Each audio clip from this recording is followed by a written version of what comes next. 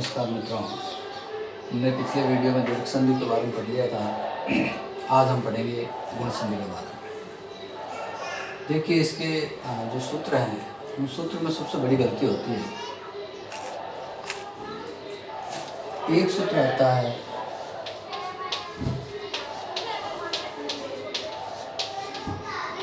अधेड़, ये लिखा है अत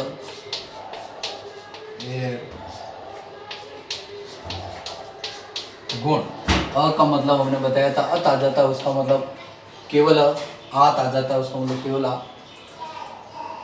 एंग जो है इसका मतलब देखो, माहेश्वर सूत्र बनता है थे अयुण रिलिक एवं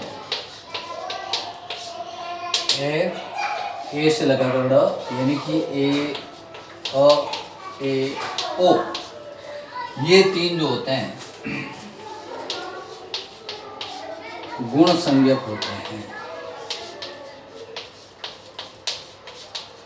इस सूत्र का अर्थ है अ ए ओ, ये तीन जो होते हैं ये गुण संज्ञक होते हैं। तो अब सदा में ये प्रश्न कई बार आया है, निम्न में से गुण संज्ञक कौन सा है? अ ए ओ अर भी दे देते हैं, तब ध्यान रखना है अ ए ओ तो है लेकिन अर नहीं है। अर गुण में बनता जरूर है लेकिन गुण संज्ञक नहीं है। गुण संज्ञक कौन सा है? अ ए ओ, इसका विशेष ध्यान देना है। अगला सूत्र है आद गुण।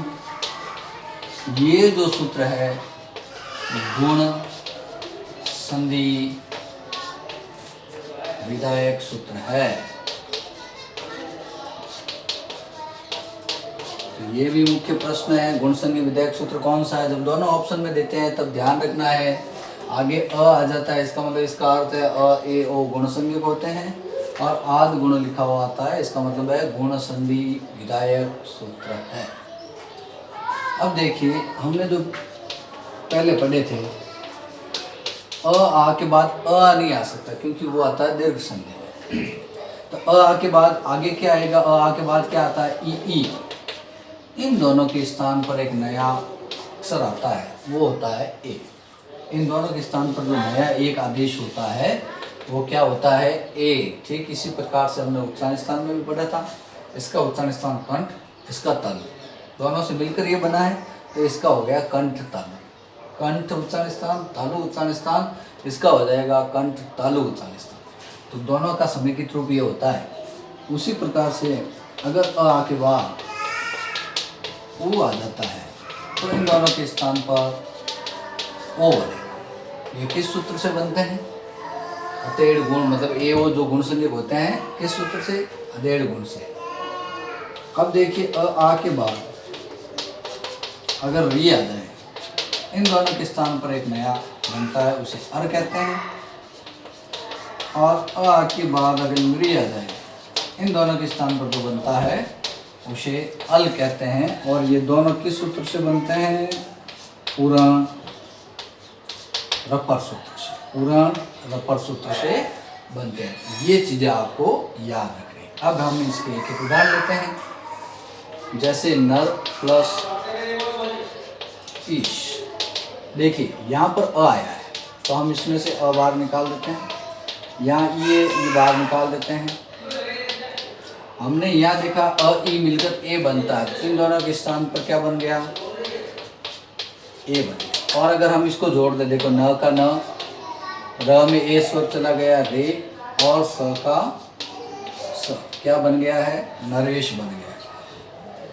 ध्यान ये रखना है, अगर पूरा शब्द आपके पास आता है तो एक ही मात्रा आएगी, या ओ की, या अर, या अल लिखा हुआ आएगा, इसका मतलब कौन सी संधि है?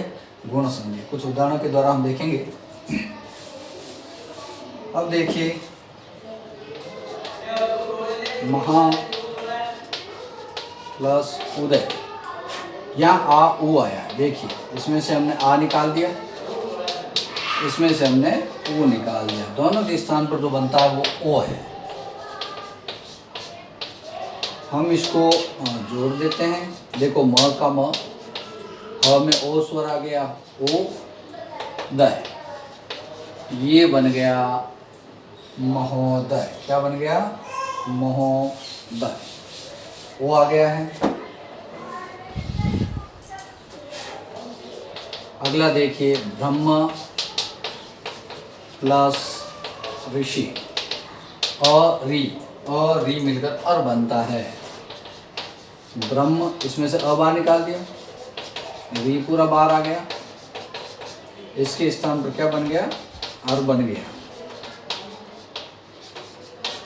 तो देखिए जोड़ देने पर ब्रह्म में ये आ गया तो ये ब्रह्म पूरा बन गया। अब बचा र के बाद सी आया तो आधा र कहाँ चला जाता है? ऊपर चला जाता है। ये बन गया ब्रह्म ऋषि, अ र अर। और उसके बाद देखिए तव प्लस ऋकार, यहाँ अल्द्री अल बन जाता है। तो इसमें से लृ, इसके स्थान पर क्या बन जाता है?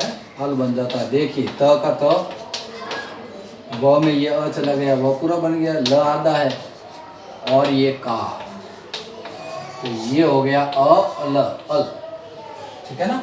तो इस प्रकार से ये जो हमने आपको उदाहरण दिए हैं, कुछ और उदाहरण इसके देखते हैं, इसको ध्यान से समझिए। ए ओ अर अल बनता है गुण संधि में, ये दोनों सूत्र ध्यान से देखेंगे। अर और अल बनता है उदंड रपर से, ये सूत्र। तो ये मुख्य इसकी बातें हैं। तो देखिए कुछ उदाहरण है।